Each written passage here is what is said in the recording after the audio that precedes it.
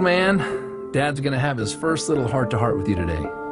I'm guessing you probably came to this earth knowing all this, but by the time you see over 20,000 targeted ads aimed at you each year, thrown in with a few Disney characters, it'll get easy to forget. Let me start by saying I didn't sleep last night after hearing some of the latest studies. That this is the sickest generation ever, the fattest generation ever, and the first generation projected to outlive their children. But I believe as your dad, I have a say in this. I have no plans to outlive you, and I hope this is the start of many talks to come. So hear me out and don't interrupt me. So the first thing is the difference between the pharmacy and the pharmacy.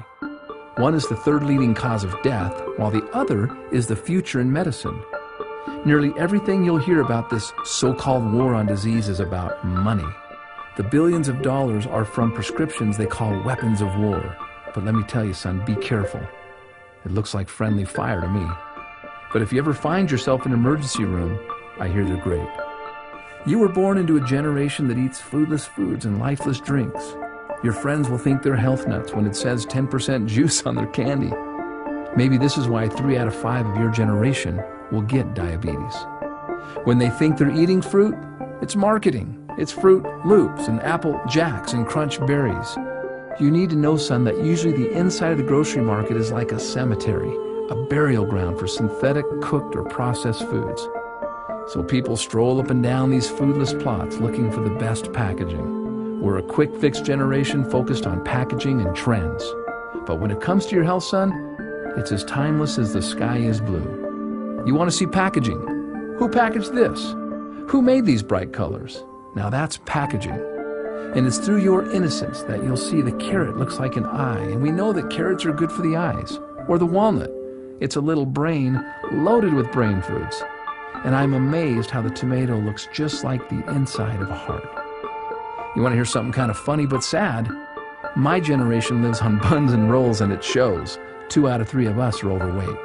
However, nature is nutritionally complicated, so we don't have to be. And oh yeah, another thing. See that over there? Beware of those trendy marketeers who will preach inferiorism to you, telling you that the food is no good, the dirt is no good, the air is no good, and the water is no good. They'll even tell you that you're no good, so they can sell you their lifeless, synthetic, fractionated supplements. Here's the deal. If you can breathe, keep breathing. And if the water's wet, drink it. The cleaner, the better. And of course, if God made it, eat it. If man made it, leave it alone or eat it in moderation. All of these drug and pill pushers have slowly handicapped our generation, making health an event. But you need to know that health is a habit. It's not an event. It's the little things we do day after day that lead to wellness or disease. It's not a handful of supplements chased by a frothy, nasty green drink on a Saturday morning. That's not health. That's hope and toxicity. Which reminds me, I am not going to raise you to be a fanatic. Fanatics die every day of self-inflicted stress. That's why they have bad breath. So live a little, but do so with your eyes wide open. Someday, you're going to have dreams just like me. Dreams of love, family, money, spirituality.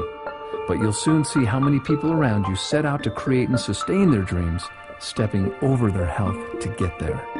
Only to come up short, hopeless, cynical, fearful, and survivors. But now, they've had a heart attack, or diabetes, or strokes, or they struggle with obesity. But enough is enough, and the buck stops here. You and I are not floating down the stream. So why am I telling you this? Because you're going to outlive me. I'll be your example. I may need your care and assistance someday. And because, of course, I love and care for you.